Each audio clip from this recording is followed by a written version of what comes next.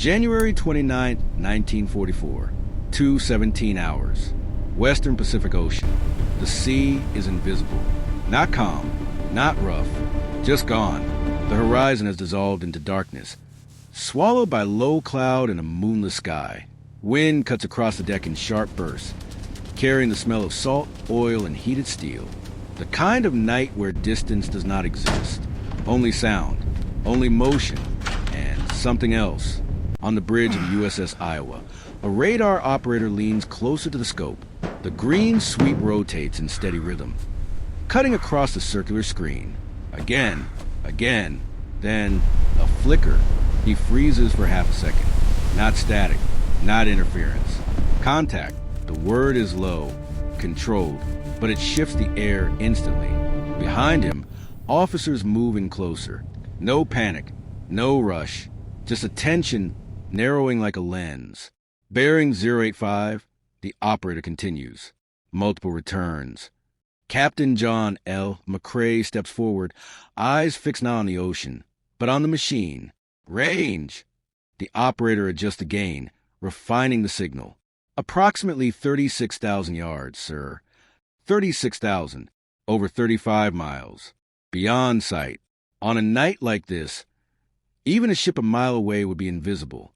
But radar does not care about darkness. It sees through it. The plotting table comes alive. Grease pencils mark bearings. Lines stretch across paper charts as officers calculate course and speed. The contacts are not random. They hold formation. A group, possibly escorts, possibly transports, possibly something larger. Speed estimate? McCrae asks. Moderate. Maintaining course. That means routine movement. No evasive action. No awareness. They do not know they are being watched.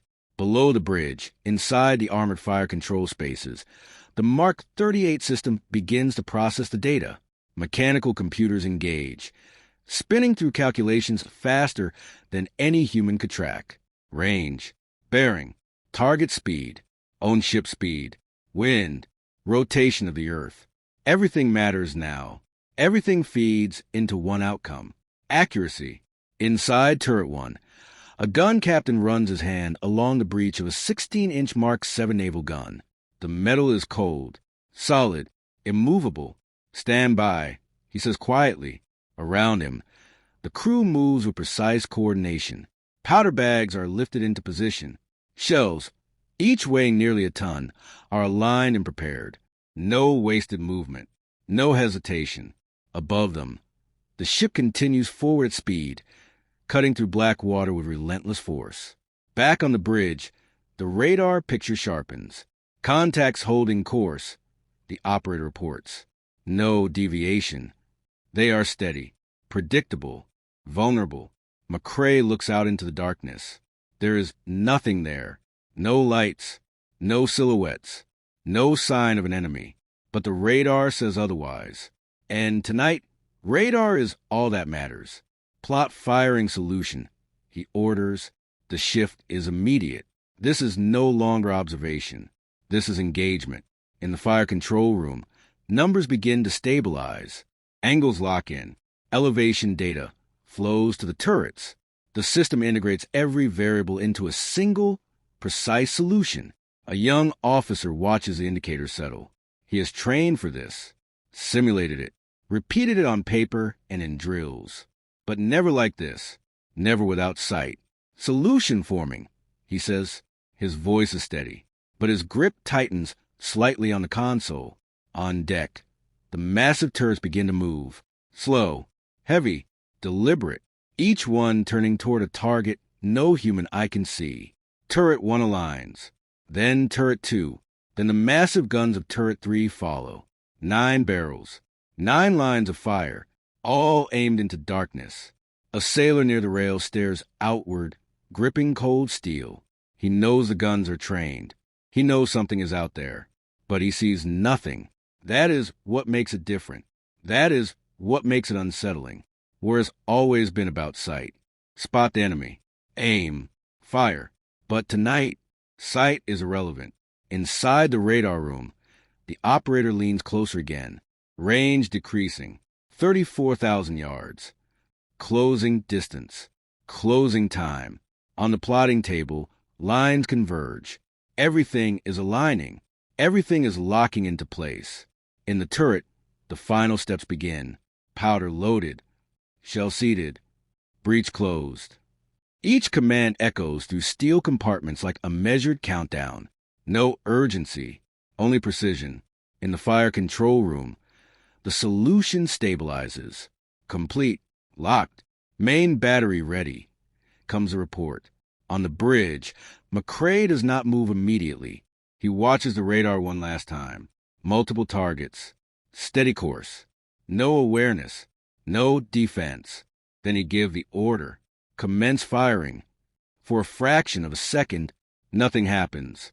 Then, the night erupts. The first salvo tears into the night with controlled violence. 9 16-inch guns fire in sequence, not chaotic but precise. Each barrel discharges with a flash, so bright it burns the darkness away for a fraction of a second. The deck bucks under the concussion. A deep pressure wave rolls across the superstructure, rattling bulkheads and vibrating through bone. Then comes a sound, a long, rolling thunder that stretches outward across the Pacific, fading into nothing. The shells are already gone. 9 armor-piercing projectiles, each over a ton, climbing into the sky along invisible trajectories. They cannot be seen. They cannot be followed. Their existence now is mathematical, tracked through radar, guided by computation. Inside the fire control room, no one moves unnecessarily. Time to impact, 26 seconds. The number hangs in the air. 26 seconds where nothing can be corrected. Nothing can be changed, only measured. Across the horizon, the Japanese formation continues its steady advance. A lead destroyer cuts through the water, bow wave splitting cleanly. Behind it, a pair of cargo ships maintain formation, engine steady, silhouettes lost in darkness. Off their port side, another escort vessel tracks parallel, its crew scanning an empty ocean. There is no indication of danger, no sound, no warning. Then, the first shell lands. Short, a violent column of water erupts beside the lead destroyer, rising higher than its mast before collapsing with crushing force. The ship shudders as the display sea slams into its hull. Men on deck turn instantly. Voices rise. Another splash. Closer. A second impact detonates just ahead of the bow, sending spray and shock across the forward deck. Confusion spreads rapidly. No aircraft. No ships. Nothing visible. Only impact. On the Iowa, radar confirms a fall shot. Short. Adjusting 100 yards. Corrections feed instantly into the system. Inside armor compartments, gears rotate. Angles refine. Elevation shifts by fractions, so small they cannot be seen, only calculated. Inside turret 2, the crew works with mechanical precision. Powder bags are rammed into place. A new shell is driven forward, locking into the breech with heavy certainty. Ready. The turret shifts slightly, barely noticeable, but exact. On the bridge, Captain McCrae gives the order without delay. Fire. The second salvo detonates. Again, the flash consumes the darkness. Again, the shock wave hits with physical force. Again, the thunder rolls outward into an empty horizon. 9 more shells disappear into the unseen. This time, the Japanese ships react. Searchlights snap on. White beams cut to the night in erratic sweeps, scanning water that reveals nothing. Officers shout orders. Engines surge as ships begin to maneuver, breaking formation. But they are reacting blind. On the Iowa, radar tracks everything. Targets turning. Speed increasing. The system compensates instantly. Vectors update. Lead angles adjust.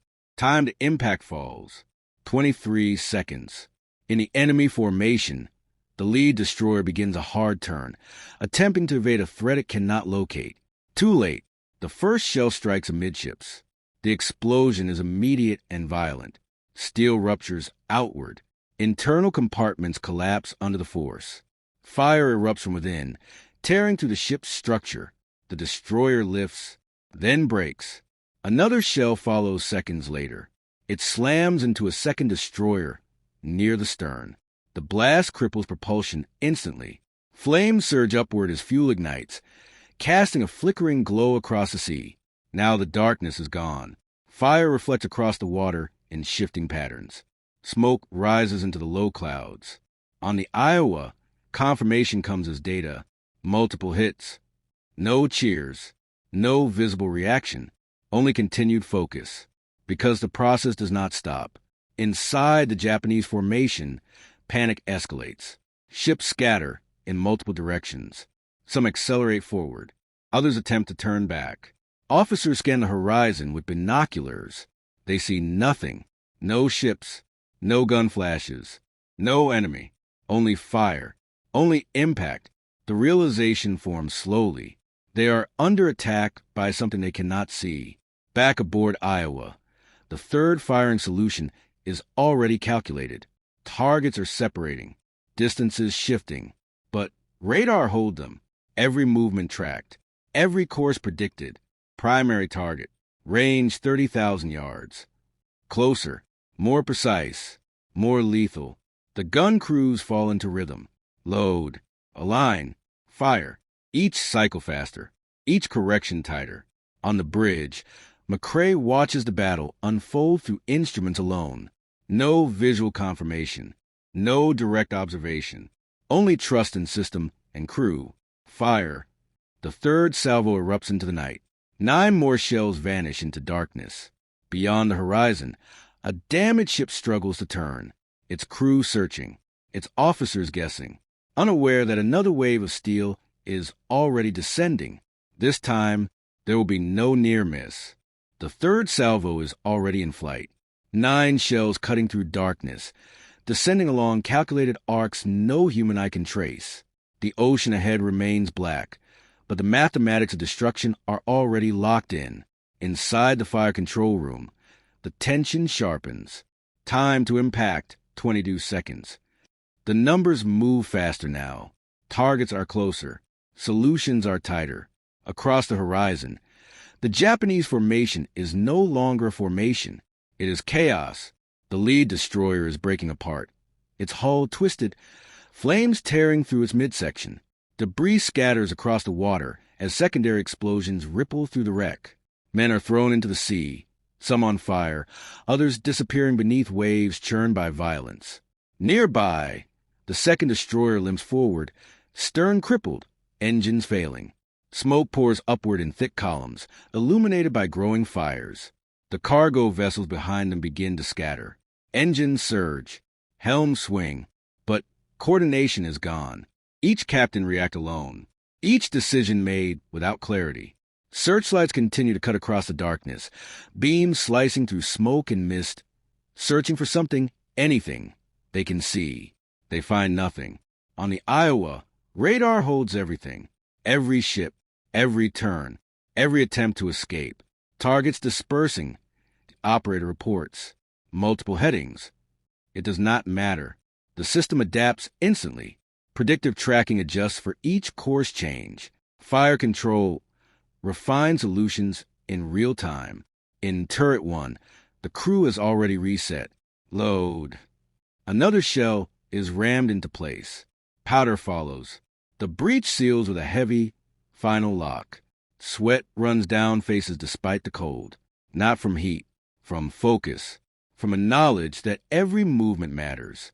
Above them, the turret shifts slightly, aligning with new target. On the bridge, Captain McCrae does not speak. He watches the radar, watches the chaos unfold as clean lines break into scattered points. The enemy is no longer moving as a unit. They are running. That makes them easier. New primary target. Comes a call? Cargo vessel. Range 28,000 yards. A larger silhouette on radar. Slower. Less maneuverable. More vulnerable. Solution ready. McCrae. Give a single nod. Fire. The fourth salvo detonates. Flame erupts again from the barrels, tearing open the night. The concussion slams across the deck, rolling outward into darkness. 9 more shells vanish. Inside the Japanese formation, panic reaches its peak. One cargo ship attempts to turn away from the burning destroyers. engine straining as it tries to escape the kill zone. Another pushes forward blindly, hoping speed will carry it clear. Neither understands the truth. There is no direction that leads to safety. The shells arrive. The first strikes just forward the cargo ship's bridge. The impact is devastating. The deck erupts in a violent explosion as the shell penetrates deep before detonating. Steel plating folds inward. The superstructure collapses. Fire bursts upward in a column that lights the surrounding sea. The ship does not sink immediately. It burns. It breaks. It begins to die slowly. A second shell lands moments later, striking near the engine spaces. This time, the explosion is deeper, more final. The vessel shudders violently as internal systems collapse. Power flickers, then dies. The ship lists, fire spreading across its length. Nearby, another cargo vessel attempts a desperate maneuver, turning sharply to avoid the growing inferno. It moves directly into the path of the remaining shells. One hits the water just off its port side. The next does not miss. The impact tears through the hull below the waterline. The explosion drives upward, rupturing compartments in a chain reaction. The ship lurches violently, then begins to take on water. On the Iowa, confirmations continue. Multiple impacts. Target disabled. No celebration, only continuation, because more targets remain. Inside the enemy formation, command has collapsed. Signals are confused. Orders overlap. Some ships attempt to regroup. Others flee in opposite directions. None of them can see the attacker. None of them can return fire. Back on Iowa, the radar picture simplifies. Fewer returns now, some fading, some stationary, others moving erratically. Remaining targets at varying ranges. The operator reports. Closest at 26,000 yards. Closer, deadlier, in the turrets. The crews work faster now. Not rushed, but efficient. Each cycle of loading and firing becoming smoother, more precise. They are no longer adjusting to the system. They are part of it. On the bridge, McCrae finally speaks again. Continue engagement. The order is simple. Absolute, because the battle is no longer uncertain. It is controlled. The fifth firing solution locks. New target. New trajectory. Same outcome. Fire. The guns erupt once more. 9 shells tear into darkness. Across the horizon, another ship tries to run. Its engines at full power. Its crew desperate. But speed cannot outrun mathematics. Seconds pass. The crew looks into darkness. Listening. Waiting. Then impact. And another ship disappears from the war. The fifth salvo is already descending. 9 shells, each guided by calculation alone, fall to a formation that no longer exists as one. The ocean ahead is fractured into separate fires, drifting silhouettes and broken movement. What was once a coordinated group is now a scattering of isolated targets. Inside the fire control room, the rhythm has changed. Faster now, sharper. Time to impact, 20 seconds. The number is shorter than before. Distance is closing. Accuracy is tightening. On the radar scope, the returns are no longer clean lines. They jitter, shift, overlap. Some slow, some stop, some vanish completely as hulls break apart or sink beneath the surface. Primary target maintaining speed. The operator reports. Course erratic. It does not matter. Erratic motion can still be predicted, still be solved. On the bridge, Captain McCrae stands steady, hand behind his back, eyes fixed on the radar repeater. He does not need to see the ocean anymore. The battle exists here now, in green arcs and moving points. Below him, the ship feels different, alive, every deck vibrating with purpose, every compartment synchronized to a single function, destroy. In turret 3, the crew moves without hesitation. Load. A shell is rammed forward, guided by machinery and muscle. Powder bags follow, stacked precisely. The breech closes with a heavy metallic seal that echoes through the compartment. Ready. The turret shifts, aligning by degrees, so small they cannot be seen. But they are exact. Back on the horizon, one of the remaining cargo ships pushes forward at full speed. Its deck is lit by the glow of burning vessels behind it. Smoke trails overhead, drifting low across the water. Crew members move frantically, some attempting to ready lifeboats, others scanning the darkness for a threat that refuses to appear. They hear the guns. They hear the distant thunder rolling across the ocean, but they cannot locate it. They cannot fight it. They cannot escape it. The shells arrive. The first impact lands just off the starboard side, throwing a wall of water high into the air. The ship rocks violently as the plume collapses back down. Men lose their footing. Some fall. Some scream. Then the second shell hits. Direct, it punches through the forward deck, disappearing into ship before detonating. The explosion tears upward and outward, ripping through steel plating and sending fragments into the air. Fire erupts instantly. The bow collapses inward. The ship slows, then begins to drift. On the Iowa, the result appears as a simple change on the screen. Speed decreasing, course unstable, target hit, mobility reduced. No emotion, only confirmation, because the next solution is already forming. Another ship appears on radar, turning sharply away from the engagement zone. Its course suggests retreat. Engines push beyond standard limits. It is trying to escape. The system calculates, predicts, adjusts. Inside the fire control room, a young officer watches the numbers settle again. Solution ready. His voice is steady. But there is something else now. Recognition. This is no longer experimental. This is domination. On the bridge, McCrae gives the order. Fire. The sixth salvo erupts. Flame tears across the barrels. Shock waves ripple through the ship. Sound rolls outward into darkness. 9 more shells vanish. Across the ocean, the fleeing vessel continues its turn. Its crew is focused on escape, on distance, on survival. They do not see what is coming. They cannot. The shells arrive seconds later. The first strikes near the stern.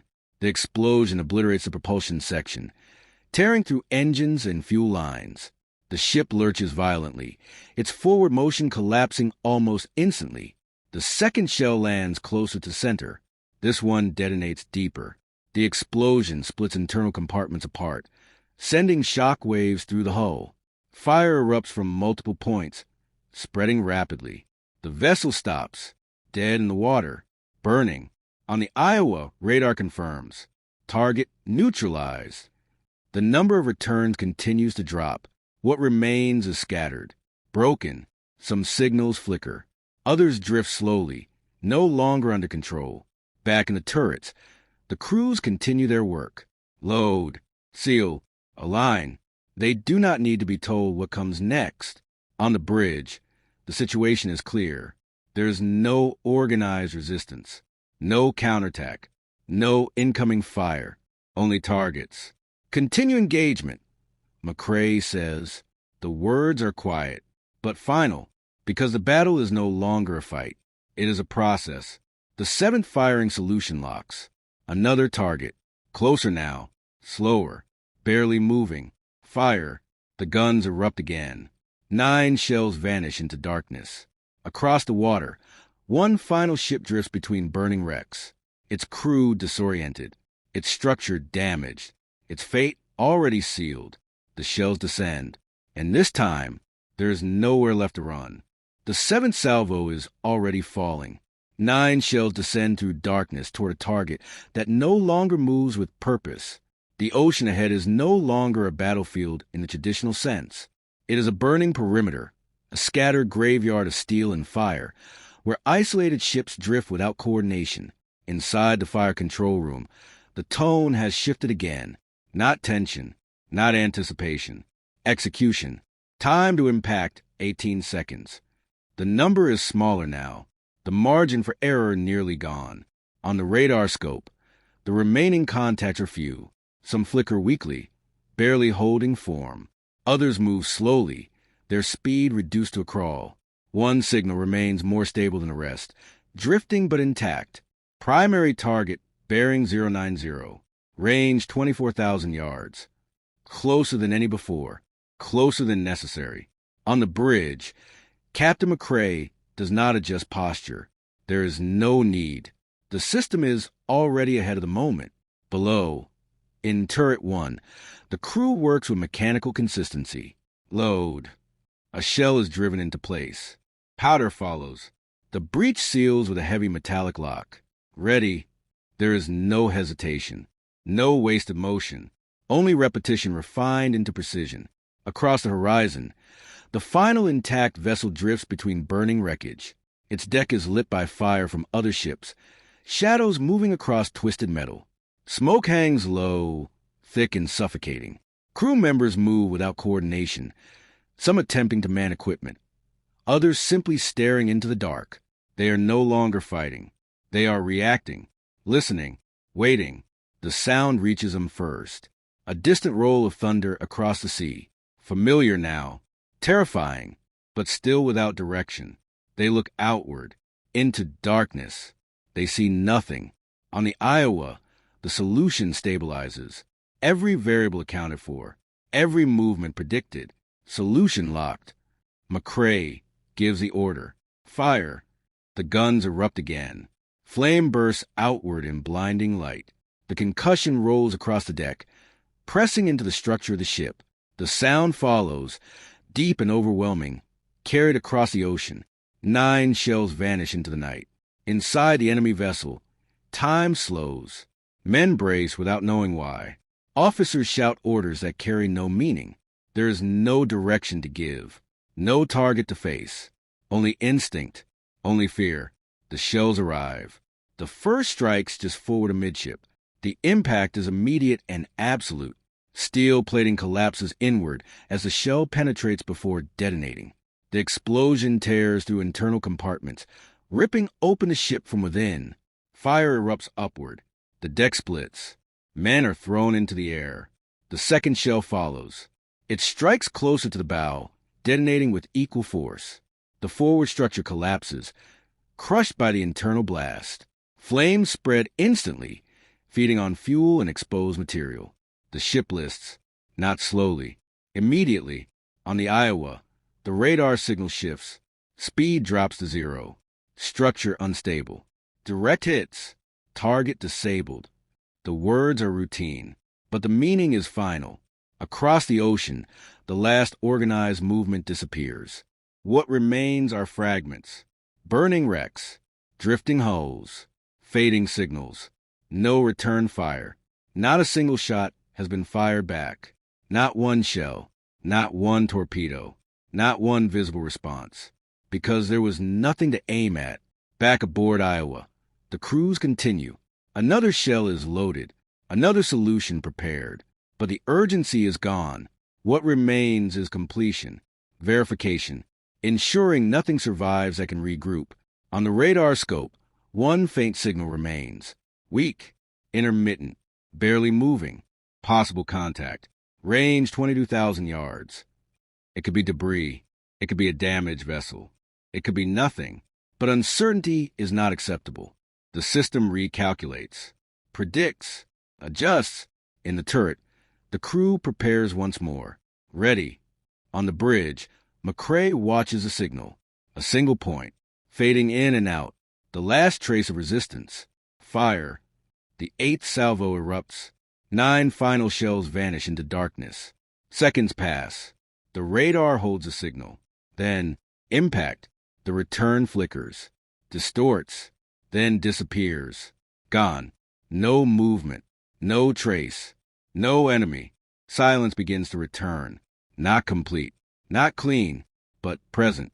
The fires still burn across the horizon. Smoke still rises. But the battle is over. And it ended without the enemy ever seeing what destroyed them. The guns fall silent. Not gradually. Instantly. One moment. The Iowa is a machine of controlled destruction. The next, it is still moving through a night that feels larger than before. The absence of firing creates a vacuum, as if the ocean itself is listening for something that no longer comes. On the bridge, no one speaks at first. The radar continues its steady sweep. Green light rotating. Searching. Finding nothing new. Surface contacts minimal. The operator reports quietly. Multiple returns fading. Fading. Not moving. Not maneuvering. Just disappearing. Captain McCrae remains still, eyes fixed on the scope. The battle has ended in a way few naval engagements ever do. No visual contact. No exchange of fire.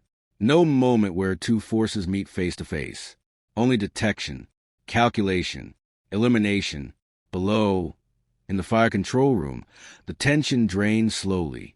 Men remain at their stations, hands still near controls, eyes still tracking data. Training holds them in place even as the necessity fades. Confirm all targets neutralized, an officer says. The process begins immediately. Cross-checking returns, comparing signals, ensuring nothing remains that can regroup or retaliate. In Turret 2, the crew stands by their stations. The last shell loaded remains unfired. For now, the gun captain looks at the breach, then at his crew. Sweat has cooled on their faces.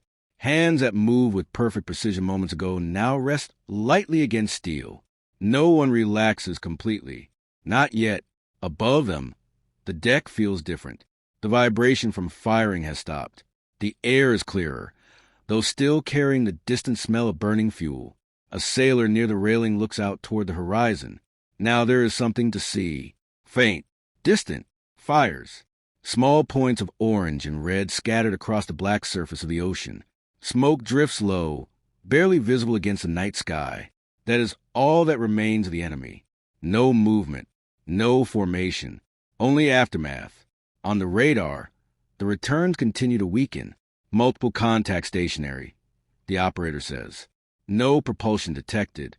Another voice follows. Several signals lost completely. Sunk, gone beneath the surface.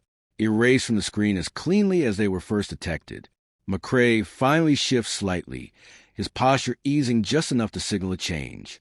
Maintain sweep, he orders. The tone is different now. Less urgency, more confirmation. Because even in victory, uncertainty cannot be allowed. The radar continues to turn. Second by second, minute by minute. Nothing new appears. Inside the fire control room, systems begin to power down in stages. Not fully, not yet, but enough to shift from engagement to observation. A young officer removes his headset slowly. He has just witnessed something unprecedented. A battle fought entirely through instruments. A victory achieved without sight. He looks at the plotting table. The lines are still there, but they no longer connect. They end in empty space. On deck, a damage control team moves quietly across the surface of the ship, checking, inspecting. Even without return fire, the force of the guns themselves demands verification. Equipment must be secured. Systems must be reset. Everything returns to readiness. Because the war is not over. Only this moment is. Far across the water, one of the burning wrecks collapses. Its structure weakens under sustained fire and internal damage. With a final shift, the hull gives way.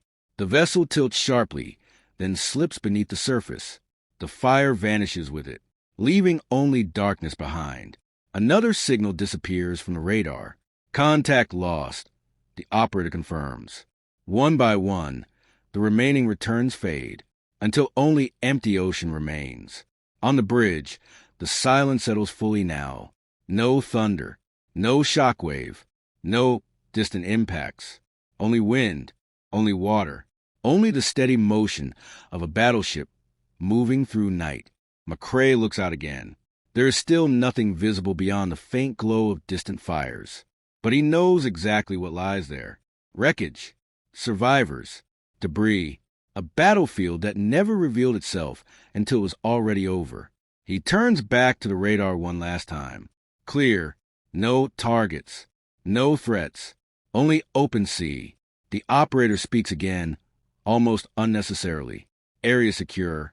The words carry weight, because they define something new, a shift in how war is fought. No longer bound to sight, no longer limited by visibility. This was something else. Something that cannot be countered by looking harder or scanning wider, because it cannot be seen at all. Below, in the turrets, the crews finally step back from their stations, not fully at ease, but aware that the moment has passed. The guns rest, silent, still, waiting for the next order that will bring them back to life. And across the ocean, Beneath the surface, the evidence sinks slowly into darkness, unseen, just as the attack itself had been. The Iowa continues forward. No change in speed, no change in heading, just steady motion through a night that now feels altered, as if the ocean itself has absorbed what just happened. On the bridge, the crew remains at their stations, but the energy has shifted. The urgency is gone, replaced by something quieter. Recognition. They have just witnessed a battle that did not follow the rules they were trained for. No visual contact, no exchange of fire, no moment of mutual awareness. Only one side knew, only one side acted, and the result was absolute. The radar operator adjusts the gain slightly, refining the now empty display. The sweep continues, smooth and uninterrupted, tracing a circle of control across the surrounding sea. Nothing appears. Nothing moves. Surface clear, he reports. Captain McCrae nods once. Maintain watch. The words are standard, routine, but their meaning is not, because this is no longer just about vigilance. It is about understanding. Below deck, inside the fire control room, officers begin documenting the engagement. Times are recorded, ranges noted, impact confirmations cross-referenced against radar data. Every detail matters, not for this battle, but for the next. A senior officer studies a sequence of events. Initial detection at extreme range. First salvo correction. Second salvo impact. Progressive reduction of targets. No return fire. He writes carefully, because what happened tonight will not remain isolated. It will be studied, refined, repeated. In Turret 1, the crew begins post-engagement procedures. Shell hoists are secured. Powder storage checked. The massive breach mechanisms are inspected for wear. The gun captain moves methodically, hand brushing across cold steel. These guns have always been powerful, but tonight they became something else. Precise, detached, unstoppable. On deck, the wind carries a faint smell of burning oil. It comes and goes in waves, drifting from the horizon where fires still burn low against the surface of the sea. Occasionally, a distant flicker marks the final moments of a wreck as it disappears beneath the water. A sailor watches it for a long moment. He did not see the enemy. He did not see the shells land, but he sees the result. And that is enough. Back on the bridge, the discussion begins quietly. Range of first engagement was over 35,000 yards, one officer notes. Beyond visual entirely, another adds. McCrae listens, says nothing, because the implications are already clear. Naval warfare has always depended on visibility, spotting the enemy, closing distance, engaging within range of sight. But tonight proved something different. Sight is no longer required. The radar operator speaks again. Recommend continuous long-range skin patterns, sir. McCrae turns slightly. Approved. The order is simple, but it marks a shift. Because from this point forward, the ship will not rely on what can be seen, only on what can be detected. Inside the fire control room, a younger officer looks at the final plotted positions, the last known locations of the enemy's ships, each marked with a precise time, each ending in stillness. He traces one line with his finger. It stops abruptly. That is where the shell struck. That is where the ship ceased to exist as a combat unit. He pulls his hand back slowly. Understanding settles in. This is not just an advantage. It is dominance. On deck, the crew begins to reset fully. Spent casings are cleared. Equipment secured. The ship transitions from combat readiness to sustained patrol. But no one fully relaxes, because the memory of what just happened remains sharp. The sound, the force, the invisible reach of the guns. Far out across the water, the final fires begin to fade, one by one, until only darkness remains again.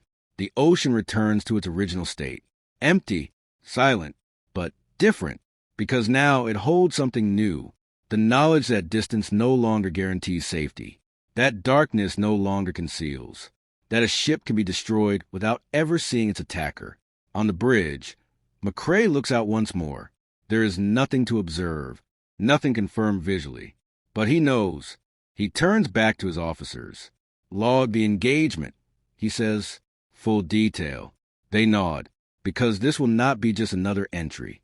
This will be a record of change, a moment when war shifted, when technology replaced instinct, when calculation replaced line of sight, and when a battleship proved that it could dominate an enemy it never saw. The Iowa moves forward, unchallenged, unseen, but no longer part of the old rules. Because somewhere beyond this night, others will learn what happened here, and they will adapt, or they will suffer the same fate. The radar continues its sweep. The guns remain silent, but the next engagement will not be the same.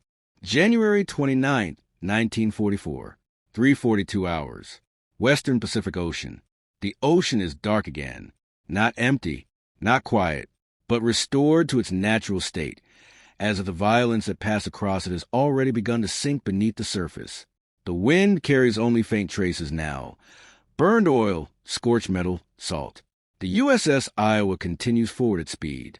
No deviation, no hesitation. On the bridge, the men remain at their posts, but something has shifted beneath the routine. The engagement is over, yet its presence lingers in the way they watch the instruments, in the way they listen to the silence. The radar continues its sweep. Steady, precise, empty. Surface contacts negative. The operator reports. Captain John L. McCrae nods once. No reply. None is needed. Because for the first time in naval history, a battle has ended without the enemy ever identifying who destroyed them. Below, in the fire control room, the final entries are being written. Time stamps, bearing data, range solutions, impact confirmations. Each detail recorded with exacting care. The language is clinical, detached, but the implications are not. A senior officer pauses over the log, pen hovering for a moment longer than necessary. Then he writes the final line of the engagement summary. Enemy force neutralized. No return fire. He underlines it once, not for emphasis, for clarity. In Turret 1, the gun crew has completed their checks. The massive breech of the 16-inch gun sits open, silent now, the heat of firing already fading into the cold steel. One sailor runs a cloth along the edge, methodical, almost absent-minded. Hours ago, this weapon was an instrument of overwhelming force. Now it is still, waiting. The transformation is not in the gun. It is in how it was used. On the outer deck, a lookout stands near the rail, scanning the horizon through binoculars that reveal nothing but darkness. He lowers them slowly. There is nothing to see, and that is what defines the moment, whereas always been about visibility. Even at night, even in storms, even under smoke, there was always a moment when the enemy appeared. A silhouette, a flash, a shape against the horizon. Tonight, there was none. Only the result. Far out across the water, a final flicker disappears. One last fire giving way to the ocean. The surface returns to black. On the radar, there are no returns left. No drifting signals. No fading echoes. Only open sea. Inside the bridge, a quiet discussion begins again. Range exceeded visual by a wide margin. One officer says, "Enemy never acquired us." Another adds. McCrae listens, then speaks. "They never had the chance." The words are simple, but they settle heavily, because that is the truth. The engagement was not a contest. It was a demonstration. Below, the plotting table is cleared. Grease pencil lines are wiped away, leaving only faint traces where calculations once defined life and death. The surface is reset for the next contact, because there will be a next contact, and it will not look like the past. In the fire control room, systems continue to power down, not completely, never completely, but enough to mark the end of immediate action. The hum of machinery softens. The space feels larger now, quieter, but more important than before. A young officer looks at the equipment, then at the empty plotting board. He understands something now that cannot be unlearned. The future of naval warfare does not belong to the eye. It belongs to this. Detection, computation, precision at distance. On deck, the crew disperses slowly, returning to standard duties. Some move with purpose, checking equipment. Others pause briefly, looking out at the empty horizon. No one speaks about what just happened. They do not need to. They felt it. They heard it. They know. The Iowa presses forward through the dark, its hull cutting cleanly through water that hides everything beneath it. Above, the sky remains closed. No stars, no moon, only a ceiling of cloud that reflects nothing back. It is the perfect condition for what just occurred, and for what will come next. On the bridge, McCrae gives one final order related to the engagement. Maintain radar priority.